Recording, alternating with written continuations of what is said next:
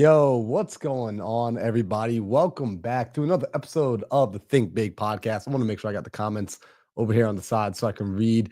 Guys, if you're joining us live right now, do me a favor. Go ahead and comment where you're joining in from. Good to see you, Joel. I already see you on the YouTube. Sydney, what's up? Let's go. Sydney is back.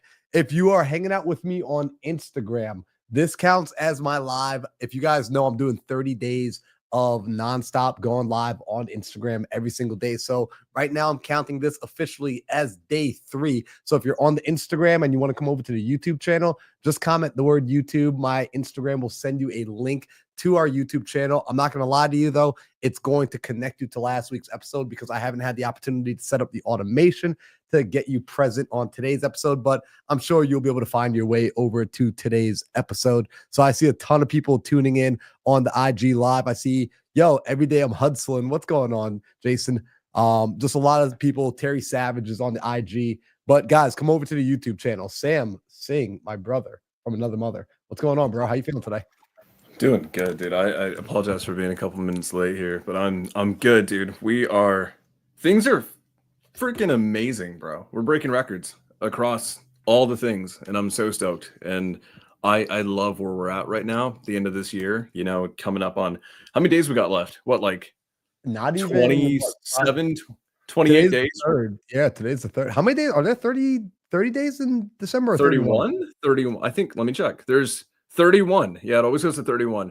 I'm excited, man, because like we're in a moment where we're like Q1 starts now, in my opinion. It started Agreed. minimum 3 days ago. And so, man, we are gassing. We are just absolutely just relentless right now. And we're not going to let go of Q4. Like, we are going to milk this for everything it's worth. And I'm loving it, dude. Let's do this. 4 life lessons. Guys, I want to say this really quick. I'm so sorry, Marlon. I got to say this.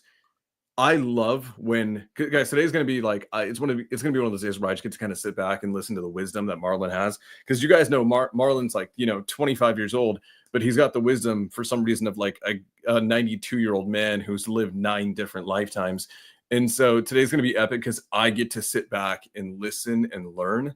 And it's cool, man, because you allow me to not have to think about things as tactically as I do.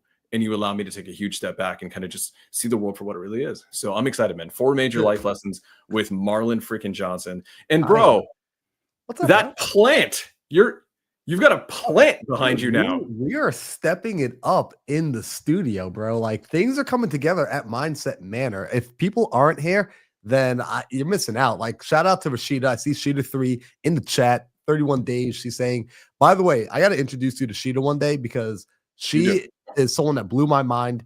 She's the reason I'm going live every day on Instagram, because a year and a half ago, Sheeta decided to go live every day. She's consistently went live for 15 months without missing a day.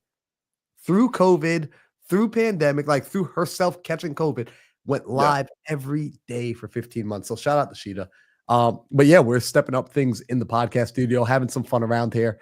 We are back in a good season. You guys know I was down and out for the count last week. Unfortunately, came down with a bit of the flu here at the house, and I'm back. So, dude, I love this. Last thing I want to say is this: one, you do sound better. I tuned into one of your Instagram lives the other day. You were I feel like you were a little bit more stuffy then, so you're sounding a lot better, which I'm glad to see. Two, anyone who's listening, right? Sheeta, I've heard amazing things about you, especially from Marlon. Here's a reality for anyone that wants to know this. We always want to level up our circle and level up our friendship. You know what I'm realizing? And I think you and I understand this. I think Sheeta understands this. I think there's people who understand this. They don't understand this the way they should. A lot of times we think that if you want to level up your circle to better people, you pretty much have to go and start making more money, right? And it's very often that's not the case. I think the biggest filtration mechanism that people have at higher levels is simply how relentless are you in your consistency? So when I hear she went live for 15, bro, 30 days of live is going hard. 15 months is freaking mind boggling, right? And it's one thing to like do that and, just do it out of relentless grit is phenomenal. So if you guys want to gain the respect of people above you, they really don't give a crap about how much money you make because you're not going to pay their bills. They really don't. They care about like, what are you made of? Like, do you have that grit? And consistency is the best way to prove grit. I don't care what anybody says. It's why we are 110 weeks into Think Big podcast without missing. Okay, Dude, I'm done. I love it, man. And just so you know, because the consistency, just so you guys know what it did produce for Sheeta, and this is why you should be like, damn, she did what? After those 15 months, Sam, when I met her, she had about 6,000 followers on Instagram on just one platform. She has over 110,000 followers, all organic, all engaged, all people that she gives value to on the daily. So I like to give flowers where flowers are due. Shout out to Sheeta 3. Let's jump into it. Guys, tonight we're visiting some major life lessons. This is absolutely a notebook, notepad, pen and paper sort of situation. So pull that out, be a note taker. Note takers are money makers. Also, before I dive into it, just shout out to Jason. Jason said on Instagram, he said, Q4 will be my biggest quarter ever. And Jason is a dude who's taken down $70,000, $80,000 assignments. So for him to say that Q4 is going to be his biggest assignment, his biggest year, his biggest quarter ever, shout out to Jason. Jason Lombardi is a phenomenal human being, a great friend, and super proud of you, brother. So I love surrounding myself with people like that. Now, let's bring it back to what we're going to be talking about.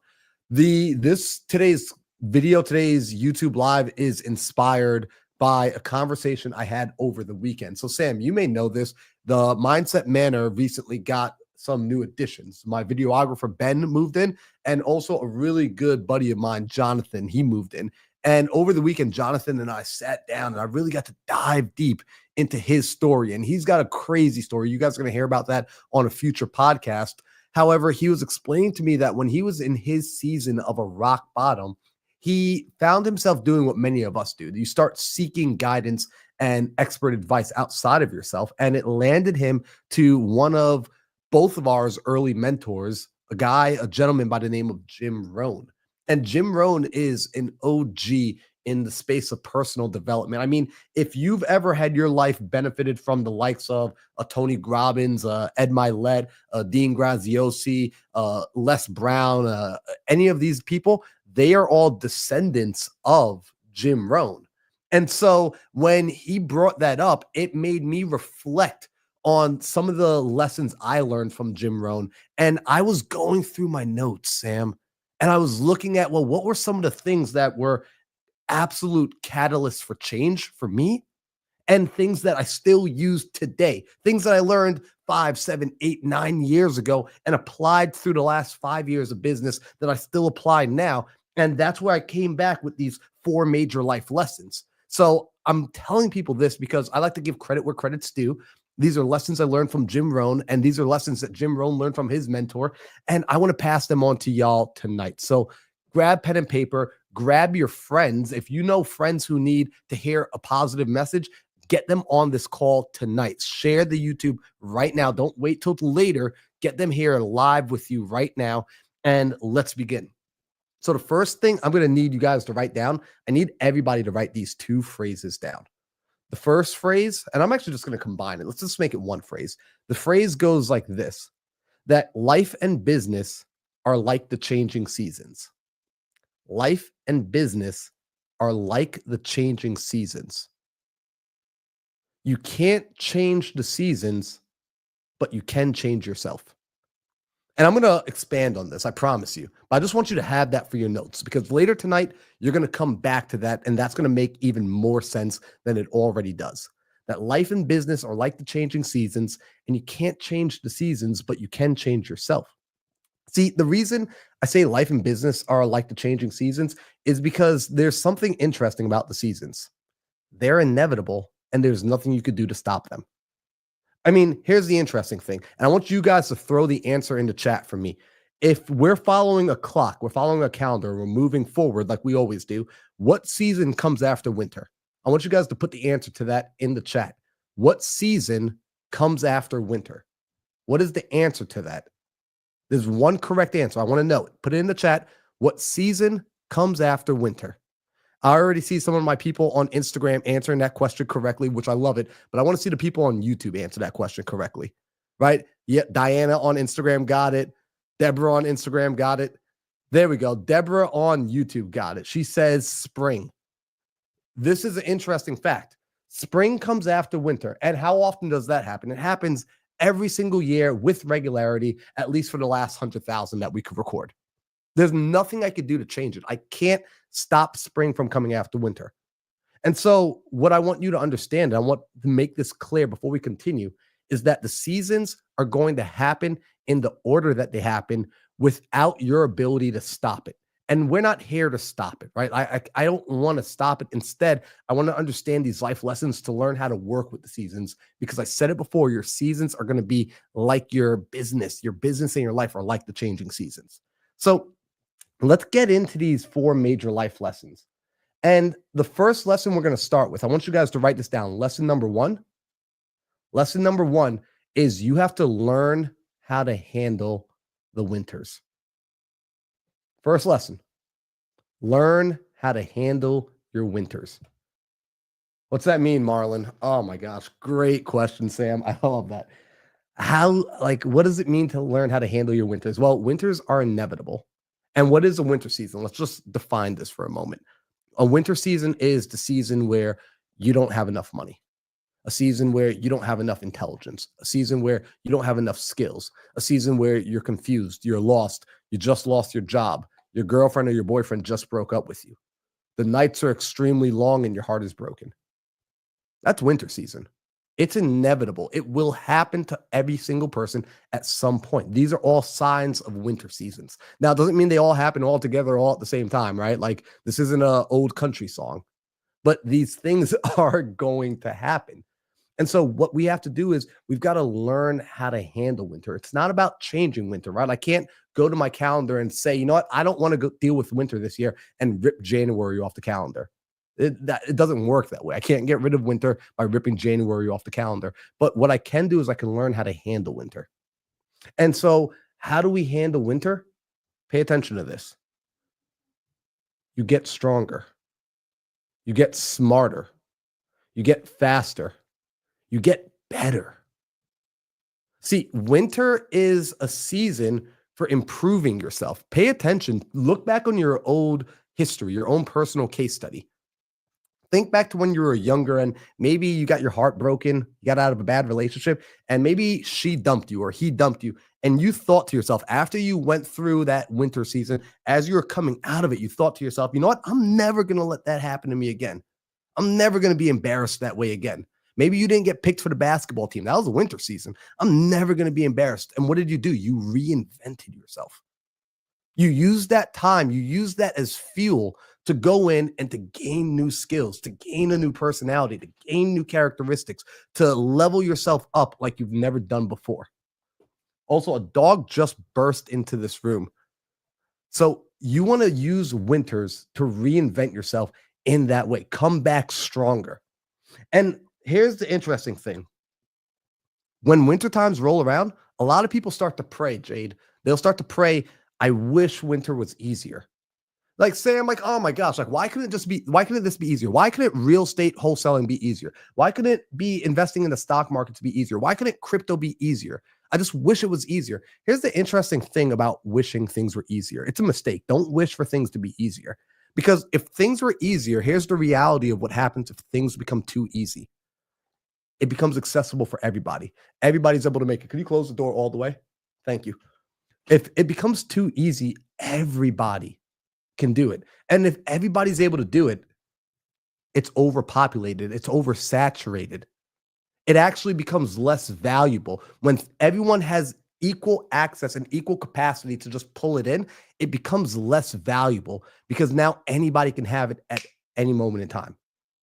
The reality is the dreams that you want, the life that you want, the things that you desire, you want them to be difficult. You want it to be hard. You want the girl that you want to go after or the guy that you want to go after. Do you want them to be easy or do you want them to be hard? Think about that for a second. If that girl was easy, that's typically not a good thing.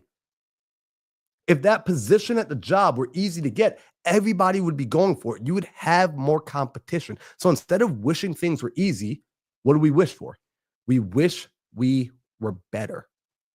That's what we focus on. Don't focus on trying to change the season. Don't try to make winter easier. Make yourself more capable to handle winter. It's a mental reframing where you need to come from with this. a mental reframing. Okay, cool. So we're understanding how to handle winter. That's lesson one. That's the first season. We've got to be able to understand and work with winter season. But beautifully, what comes after winter? We got spring. So springtime comes after winter. And I mean, gosh, what a good place to put it. I mean, like if you're going to put spring anywhere, what a great place to put it. Put it after the hard stuff. Put it after the brutality. And so lesson 2 for spring is learn how to take advantage of spring. You got to learn how to take advantage of the spring. And I really want you to underline, if you're taking notes, I want you to underline the words take advantage. Underline take advantage. Because spring is what? Spring is a time of opportunity. Spring is a time where new growth is occurring. Spring is a time where things are beginning to blossom. Spring is a time where the weather and the soil will now take seed more easily.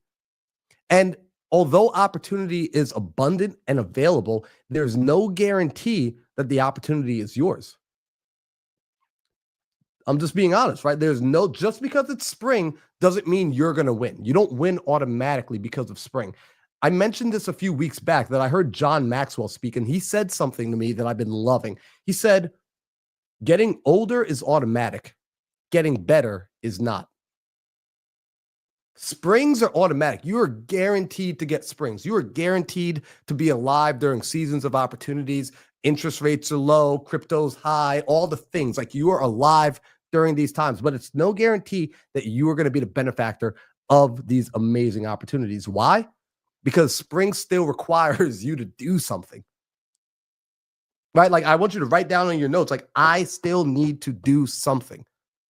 I need to do work. I need to take action in order to capitalize on the spring. And here's the sort of action you need to take, right? There's 2 things that you're going to have to get good at. One of these 2 things, actually, just one of these 2 things. You either need to get really freaking good at planting seeds in the spring, or you need to get really freaking good at begging in the fall.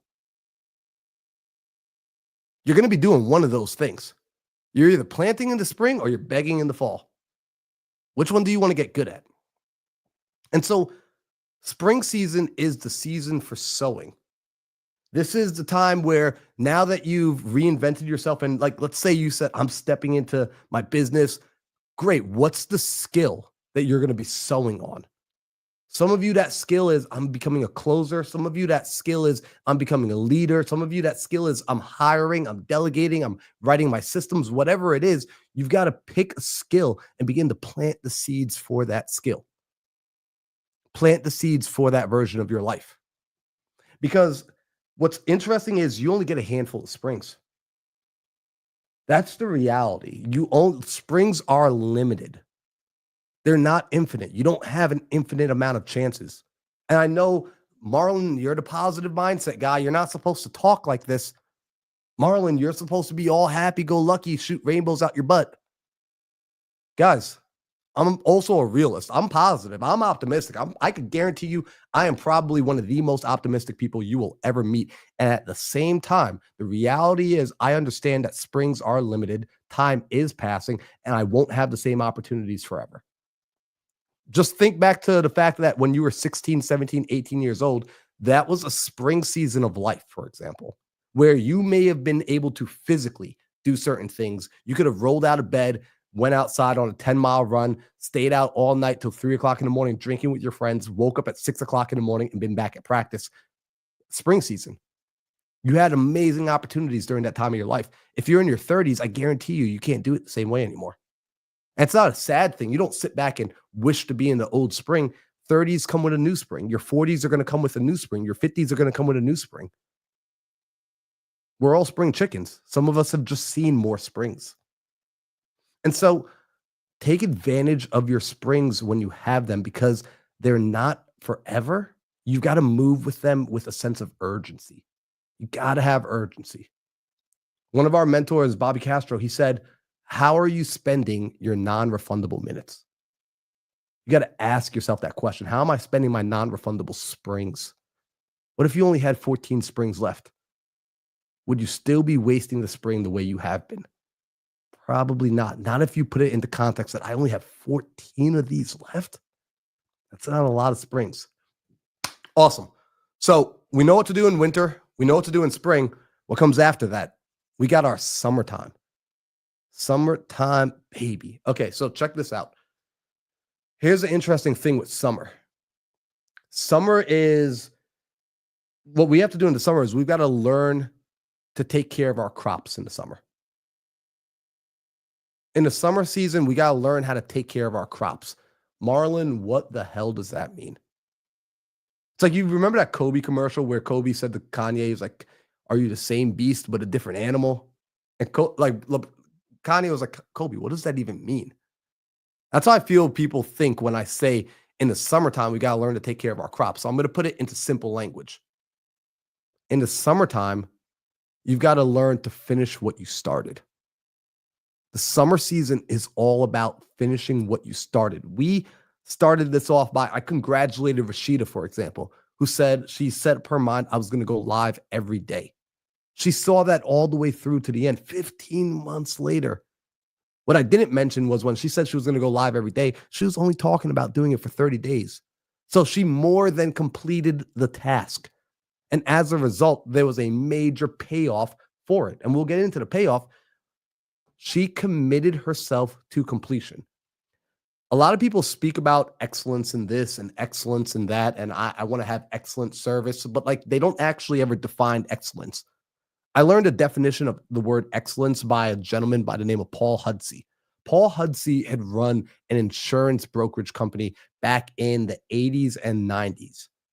He, with a marketplace of only about 30,000 customers, like he was in a small rural town out in Kansas, he became one of the largest insurance brokers in the entire US in a very small territory, in a very small market. Paul Hudsey was a freaking monster. He was a goat. Most people never heard that name before.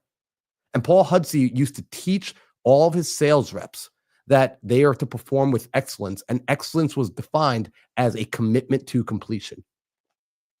He defined it, right? Like this is what his team, this was the standard set for the team, that if you start something, doesn't matter what it is, you see it all the way through until the end. Now, obviously, if I'm now committed to seeing things through all the way to the end, I'm going to be a lot more careful about what I say I'm going to do.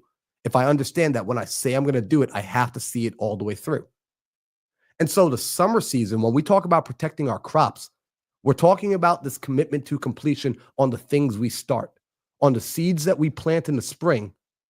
When you said, "Hey, I'm going to start doing this stupid challenge," awesome. I don't care what stupid challenge you're doing, and most of them are stupid. At least see them through to the end. The issue is that not the challenges are broken. A lot of these challenges out there, I'm going to be honest, a lot of them do work, but only for 1% of the people. Why? Because only 1% of the people actually follow through and do the work when no one else is watching. They actually commit to completion. That's an individual thing. That's an individual thing. And so recognize and understand this. This is something about how the world works. Again, I'm an optimist. My name is Marlon. I'm your friend. I'm your friend. I promise you, I'm your friend. I'm an optimist. I understand that all good will be attacked in this world. All the things that are good in this world are going to be attacked. Your garden is going to be attacked. Not if, when. When will it happen? It will happen. It will be inevitable. And so you have to protect your garden. If you think to every movie you've ever watched, you see the birth of the superhero. Spider-Man, Iron Man, Thor, doesn't matter who it is, you see their origin story. And at the same time, we all know, we've watched enough of these movies to understand that at the origin of the superhero, another character is also being built at the same time, the supervillain. A supervillain is created for every superhero because in this world, maybe in another world it doesn't work like this, but in this world, in this universe, in this reality, all things come with their opposite. And so all the good that you put in, there's also equal bad. And that bad is coming to trample your garden. So you have to stand guard of your garden. And what's so interesting about it being in a summer season, here's the interesting, and this is why I love this analogy of the seasons. The days in summer are so much longer. Right? You have early mornings and late nights. You have so much more sunshine. The sun is beating on you the hardest. This is summertime. And during that season, right, when it's long, when it's drawn out, AKA when you are bored, when the excitement is gone, when you're overheated and overworked and you're ready for rest, you have to stand guard because your job isn't done yet. Commitment to completion. This is summertime.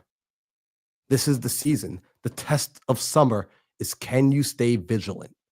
Can you protect the good? Can you protect the good from distractions? Can you protect the good from the doubt? Can you protect the good from the FOMO, from your friends, from your family? Can you protect the good? Can you stand up for your dream all throughout summer? Because if you do, then, my friends, you get to enter into the next season, which we all know after summer comes fall. And now the lesson for the season of fall. Check this out. John, in fall, what we learn to do is we learn how to reap without complaint. In fall season, you learn how to reap without complaint. Without complaint for what? Without complaint for if your harvest is little. Because a lot of people start to blame when the fall season comes and the reaping season comes, and there's not a lot at the harvest. There's not a lot to pull in. And they start to complain and they start to blame and they start to say it's the market fault. It's the PPC. It's my guru. He sucked, or the community didn't help me, or nobody answered my calls, or these people weren't picking up, and they blame. If you want to blame somebody, there's only one individual to blame in the fall if your harvest is weak. And that person could be found in the mirror. The only person you could possibly blame. So when fall time rolls around, you got to learn to reap without complaint. And at the same time, you also have to learn to reap without apology. Don't ever apologize for doing well. When fall rolls in and you've got plentiful harvest, don't say sorry. Don't apologize for the fact that, because your harvest, your fall, is going to depend on what you did with your winter, spring, and summer. And so when there's a large harvest, that's a result of what you did with the earlier seasons. It's a result of what you did with those earlier months. It's a result of all the action you took in previously. Don't ever apologize for that. Fall's an interesting time. And the reason I like using the analogy of it all being a season too, and all of it being cyclical, is because no matter how great the harvest is, no matter how amazing, how bountiful, how good you did. Like, I love my homie Jason. Like, shout out to Jason Lombardi. He said this Q4, great harvest. Great. He's in a great fall season. He's pulling in the most he's ever pulled in ever. Amazing. What comes after fall? Winter. There's going to be another winter. And again, our job here isn't to avoid the winter. It's to prepare for the winter. It's to get stronger and harder. It's to grow more resilient, because as he steps into this new level, there's another new winter there for him. There's an amazing winter there for him. And what happens is when you're able to recognize and understand the seasons and the way they work, you stop trying to run from them. Instead, you adjust yourself accordingly, depending on what season you're in. And you're going to be in different seasons in your life and in your business at different time frames. See, what you might find in a single week, you go through all 4 seasons. Listen, in your business in a single week, you may go through all 4 seasons. But when you also scale out, you may find that, hey, although this week we went through all 4 seasons, this month, the month of December, was actually a spring season for our business. So the entire month was a spring season, but within this week, we experienced the entire cycle. But inside the entire year, you might find that the year of 2024 was actually a winter year. And so being able to be aware of what season you're in and inside of what time frame will allow you to communicate with yourself properly. It will allow you to communicate with your team properly. It will allow you to adjust your sales properly. And ultimately, it allows you to stay consistent. See, a lot of people fall off because they're unaware and they don't know how to identify the season that they're in. And so they begin to make the mistake of feeling that when they're in winter season, they make the mistake of believing I'm supposed to be in a a harvest season. I'm supposed to be in a fall season. Why? What's the reality of social media? What season are most people showing on social media? They're only showing the fall. Maybe on occasion they also show the spring, but that's about it. They show when they get access to a new opportunity and when they close the opportunity. Who's really showing the in between? And who's showing the downside? Nobody. And I'm not saying that anyone on social media needs to switch it up. By no means do you need to start showing the downside. Do you need to start? You don't need to do any of that stuff. It's your social media. Live it how you love it. Just understand, though, if you're one of the individuals that you've been watching the social media platform and you're now starting to realize, you know what, that's right. I have only seen a 4-year streak of fall, of harvest for this individual. And I've been confusing myself to believe that there's something wrong with my life because I'm not in a consistent harvest. Neither is that person. It's called scheduling post. It's called framing the brand. Nothing wrong with it. They're creating an image. They're creating a show. They have a certain intention with the reality of what they're creating. You just need to understand how to adjust yourself accordingly. And so these seasons, these lessons, I want you guys to take with you. That's the part one. That's the part one of these lessons. By the way, if you guys are getting value from this, do me a favor, drop some fire emojis in the chat. I see Jade dropping the fire. Like, guys, I get like words of affirmations. And when people engage with the content, this is how I know what I'm saying is resonating and how I know where we need to go.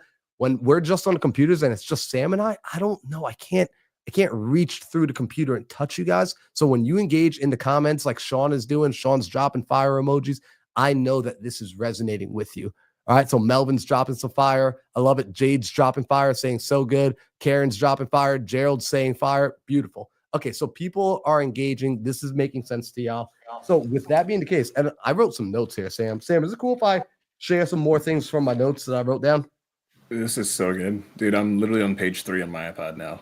I really want to ask this question. It's been bugging me, and I need to ask this question because I think it's going to be really helpful for people. Is it about my tree? No, it's not about your tree. We can talk about your tree later. Okay. You mentioned this, right? When we're observing people who have a very curated social media feed, right? And we're looking at our business, and our business is shit right now, and we feel that, right? Here's the thing that I've kind of learned this through myself and my own experiences in life. It's that when you're in the moment, it is really hard to pull yourself out of that moment. It is really hard to get yourself, especially out of the negativity, right? And how do people, you mentioned this thing where you're like, when you scale out, right? In a week, you feel all the seasons. You feel it because you're right there in the moment, feeling it. You have no insulation. You have no distance. And you use this, and it clicked for me when you said, when you scale out enough and you see it as the season it is, here's what ends up happening. It allows you to remove that emotional connection very often when you zoom out enough. I know one of my mentors talks about it this way. He's like, every time he feels emotional about something in a negative capacity, or anyone around him feels emotional, he says, hey, if you were like on a space station and you were looking at the earth, your problems disappear because you zoom out enough. So for everyone here, let's say their businesses aren't going great. Let's say they have a fight with their spouse. Let's just say someone posted something on social media where they got 25 deals and this, that, and the other. They see a highlight, and for whatever reason, because they can't stop comparing themselves, they feel like shit. How can they take that step away? How can they zoom out and remove themselves? Dude, such a good question. And so this is why I'm explaining this now and going into detail and really talking about this. When we start to have understanding that these cycles are a part of it, we can begin to anticipate. This is something that what was the gentleman's name? The original creative finance guy, Robert G. Allen. Robert G. Allen actually understood this so well that he taught all of his students to anticipate the issues and challenges that were going to come so that when they arise, they didn't abandon ship. And so with this, knowing that winter, right? Because when people start talking shit about your business, when you start to run into problems with employees, when you start to feel incompetent or you lose a major deal that you really needed to work through and you needed to have it happen, but it falls apart because of your lack of skill, knowledge, or whatever it is, that's a winter season. If you know winters are coming, you understand, okay, I have to weather the storm. I've got to ride this out, because after winter, if I commit to riding the winter out, the next spring comes, the next opportunity comes. And this reminds me back to the story Alex Hormozy shared about when he was the leader of the fraternity, when he was like a VP or whatever it was in his frat. And he had all the freshmen and they're going through their traditional hazing and, they're getting in their introduction into the frat. And at some point, they all come to him one day. They all kind of like gang up on him and they're like, we've had it. We're done, man. Like, you guys are the upperclassmen. You guys are bullying us and this isn't fair. And all the nonsense. They're all complaining. And so Alex finally gets them to calm down. And he asked them, just out of curiosity, I hear you all, but out of curiosity, how many of you, when you were joining the fraternity, knew that there was going to be some form of hazing and initiation? Everybody's hands goes up. Cool. And how many of you thought that the hazing was going to be difficult, that this was going to be a difficult fraternity to get into, that there were going to be challenges? Everybody's hands go up. He says, okay, guys, this is what hard feels like. They all went quiet because he now gave understanding to the situation. See, when people don't understand the situation, their mind creates so much, and it becomes uncontrollable. The mind literally unravels, and there is no end to the chaos that's created in the mind with a lack of understanding. But when understanding comes into play, what happens is borders come around the situation. And now things are contained. And now things can be figured out, and things can be fixed, and things can be worked through, because it's not infinite anymore. It's becoming finite. And then now when we're able to have greater perspective, like you mentioned, being in the space station and being able to pull back and having a different perspective, a higher vantage point, you're able to understand, oh, this is just one winter inside of an entire lifetime of where I'm going, of the things I'm going to create. In fact, knowing that my story, anticipating that my story was going to have some down parts that make the story interesting, I'm able in the moment to recognize my winters, and even in those moments find joy, gratitude, and even entertainment in the fact that I'm living through the good old times. That, like, think about it. When we look back, the things that we look back as on the good old times in our life, it's when we're bumming around with our friends, when three guys are sleeping on one couch and we're renting one apartment together. It's when we're eating Taco Bell because we literally can't afford anything else. It's when we are laughing at the fact that, hey, dude, if we don't make money tomorrow, this business is out of business. It's those moments that we look back with the most fond memories. It's the good old times. But in the moment, those were our winters. What would it look like if in the moment we could recognize the winters as the good old times? I'm sorry, Sam. I didn't mean to cut you off there, bro. No. Can I show you guys something? Like, I think is gonna be dope. I'm gonna step over here because you guys know I'm always in this room. I've become a multi-millionaire in this room, and it all started here in this room. Like, my entrepreneurial journey started here in this room, but it didn't start with real estate. That's what a lot of people don't know. Before I got into this, fun fact, like, the first entrepreneurial endeavor that I ever actually committed to in my life was, dude, like, I'm so excited. I got no idea what you're about to share. I am so excited, bro. And I keep these here still, and I'm not joking. It's the first thing I ever did. It's because YouTube showed me this. The first thing I've ever did, guys. These are all phone cases. These are all phone cases. And the first thing that I ever did as an entrepreneur was I tried drop shipping because, YouTube told me to. And I'm not joking, guys. There's literally over 1,500 phone cases in that closet. I've literally just never taken them out. And, like, I shit you not, these are all full of a ton of things. And here's the cool thing, guys. In the moment when we were doing this, we had no goddamn clue what we were doing. None. We had no idea how to market. We had no idea how to build a website. We had no idea how to even take product photos properly. We were just figuring it all out. And fun fact, Marlon, almost every single month that we were in business, we lost money doing it.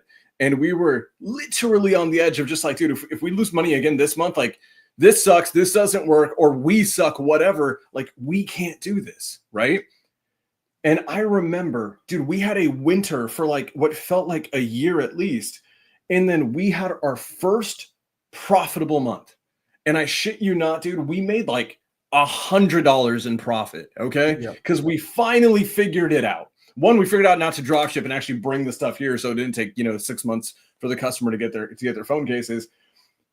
And what we ended up realizing in that moment was, holy shit, that was winter. That was the proving ground that we needed to lose money every month for a freaking year to only have 1 month where we finally made $100. And that spark right there, guys, I'm not joking. It was one of the most critical moments in my life because that was the moment where I decided I am never going to go back to anything else, no matter what.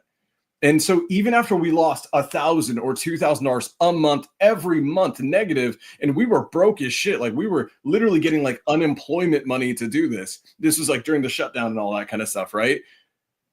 Went through a year of losing $2,000 a month with my partner. And we were like, shit, we can't keep this up. We have to go work a 9 to 5 again. I have to go back. And I couldn't do that mentally. I was struggling with this because Matt Higgins who's a really good friend of both of ours, a mentor of both of ours. He wrote the book, Burn the Boats. I figuratively burned the boats. And for me, if this didn't work, I would have to be the guy who burnt the boats and then got back on one and found one and had to live with that defeat. The moment we hit that day where we had a month and we finished and we looked at our little P&Ls on Excel because we thought we were good at bookkeeping, which we weren't. And we calculated, I'm like, holy shit, we made like $100. That was it.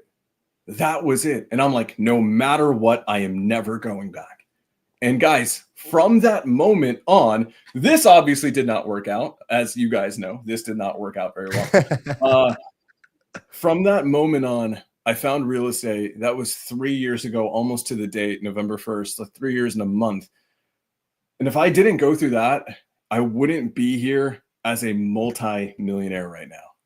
And I love that you said that, bro. And here's one thing that I want to add.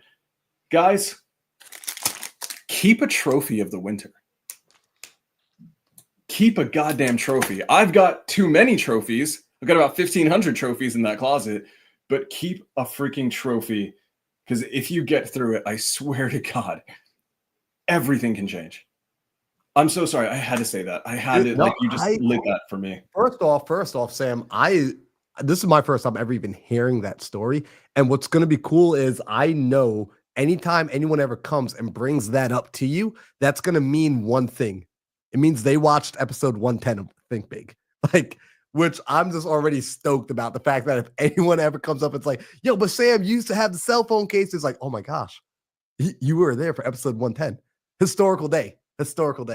And so that's cool. And something to add to that winter, because shout out to, again, Jason Lombardi. He shared, I got my Instagram opened over here. And to talk about winters, right? He just mentioned Q4 of this year is the biggest year period he's ever had in business, biggest quarter. He said in February of this year, he did 0 deals, absolutely nothing. So February was a winter season for him. So don't think that just because you've had success in the past and now things aren't working in this moment that you are busted, you are broken, and you are out of the game. No, you are just going through a winter again.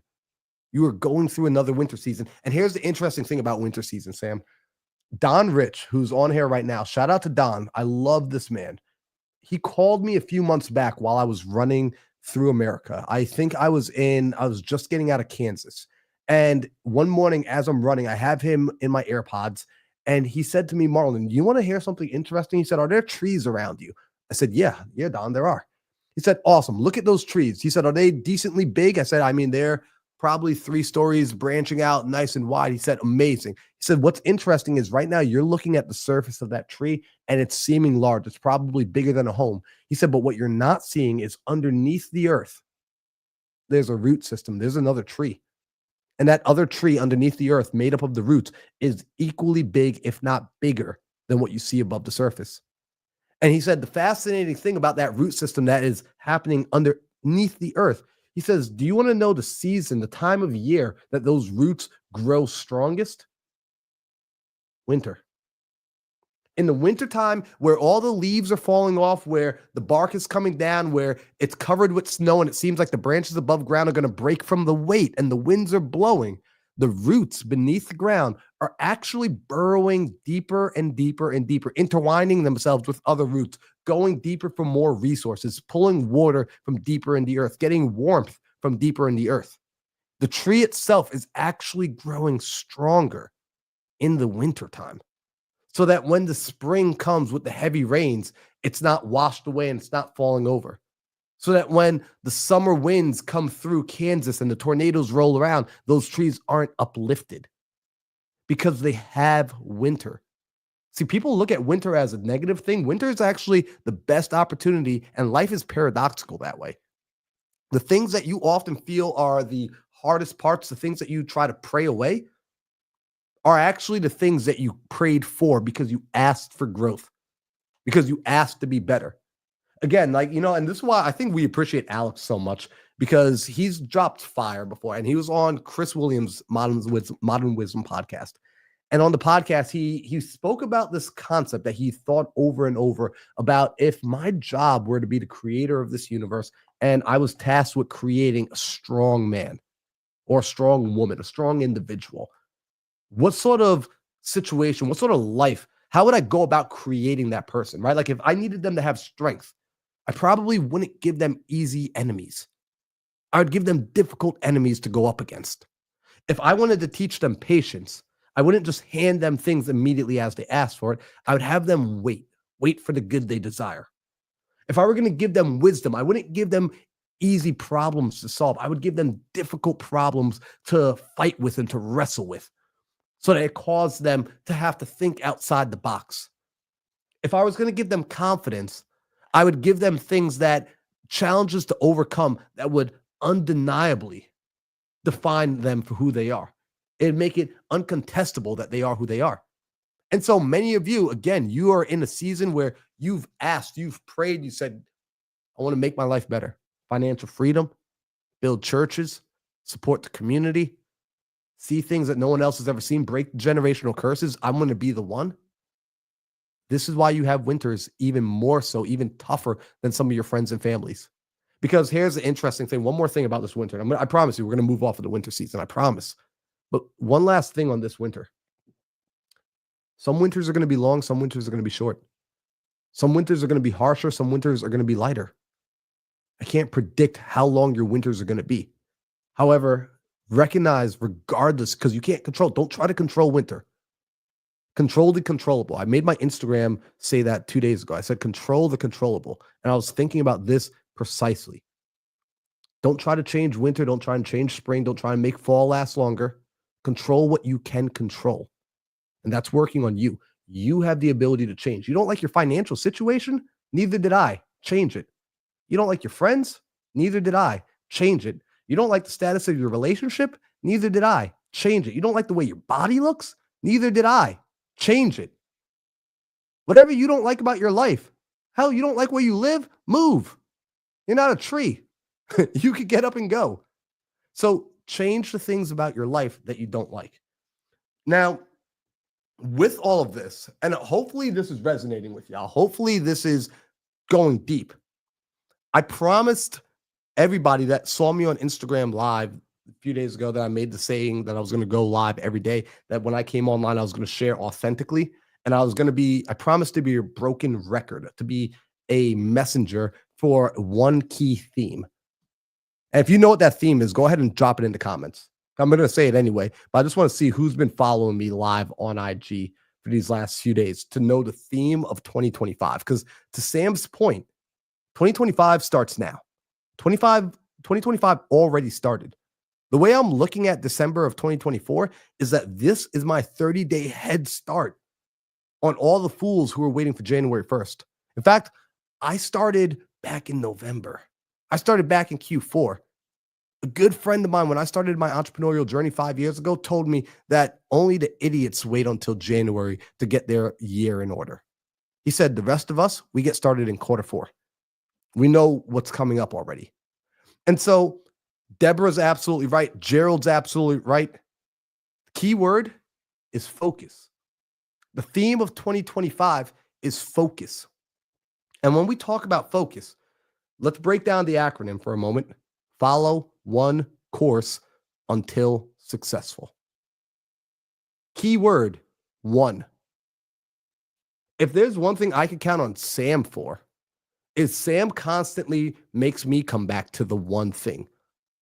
Sam, I think the phrase I've heard from you the most in the last several months is the rule of one.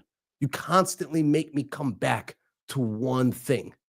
And so I now want to share the blessing that you've been sharing with me, with everybody else, making them come back to the one thing, focusing on just a single item. Because what happens is a lot of people make the mistake of believing that they can multitask and they can do multiple things and they can pursue multiple opportunities.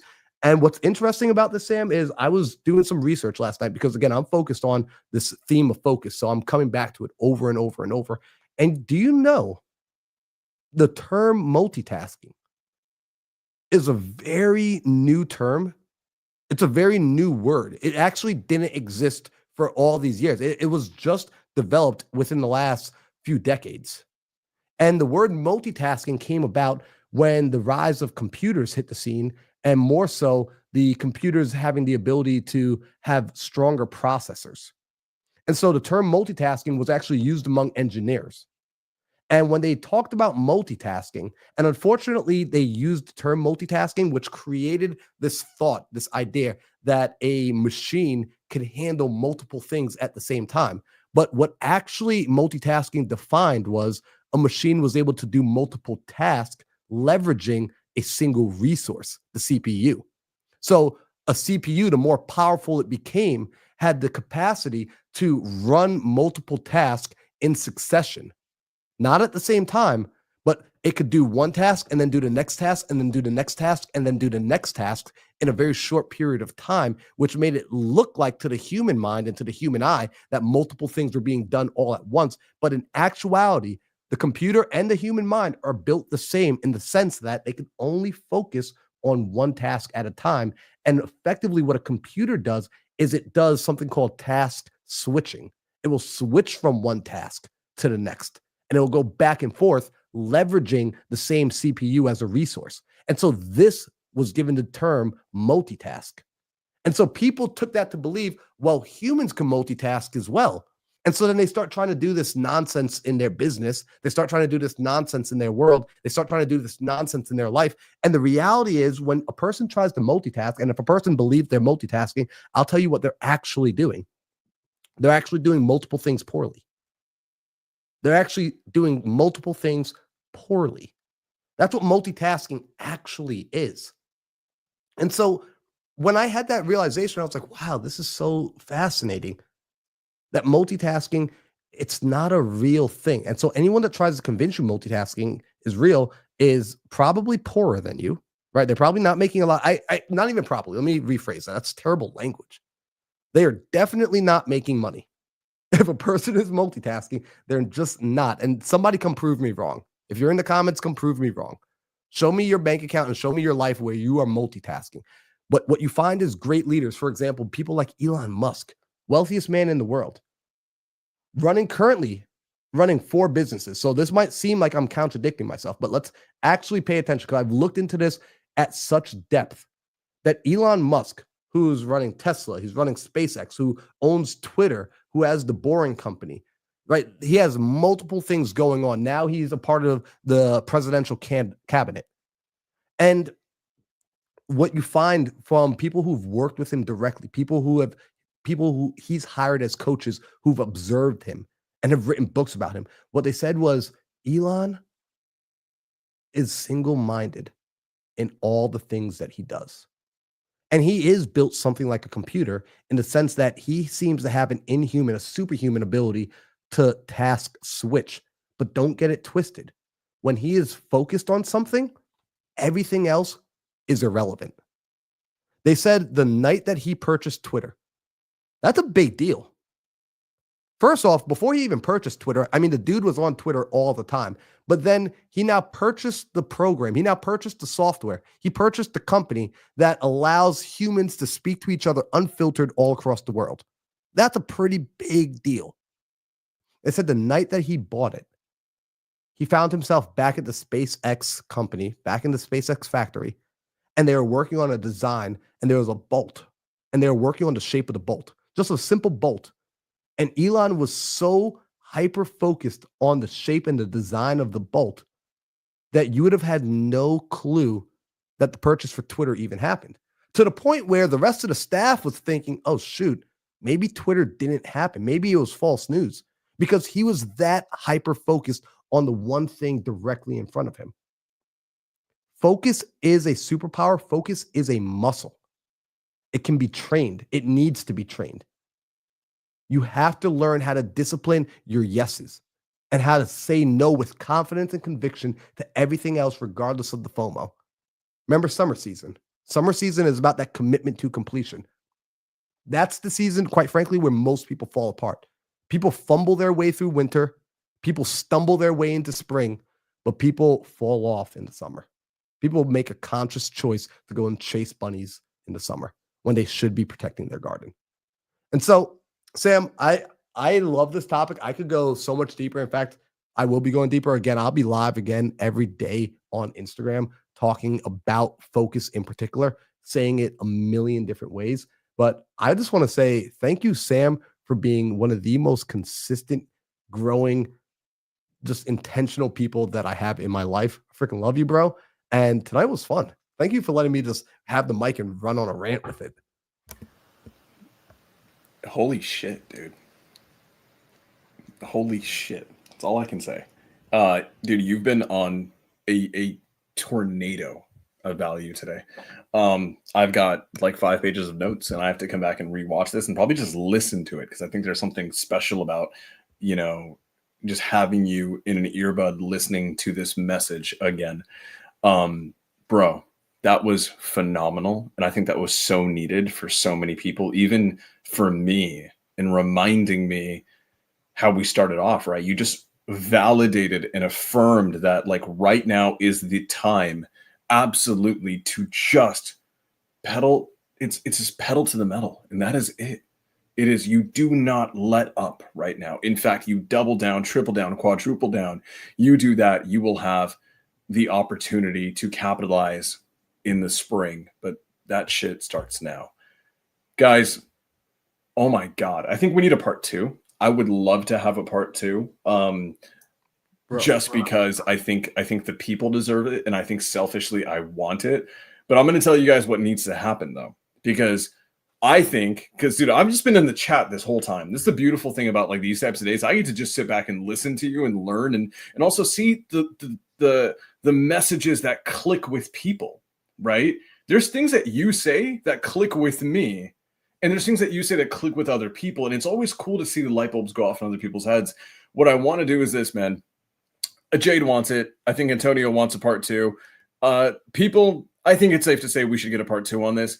Here's what needs to happen, though, for you guys to get a part 2. Number one, like Marlon went out of his damn way to do that today. And what was beautiful about all of that, man, was that I can tell when people are going and going and going and they're making it up as they go. And I can tell when someone is actually tactical and structured and intentional with every single word that's coming out of their mouths today.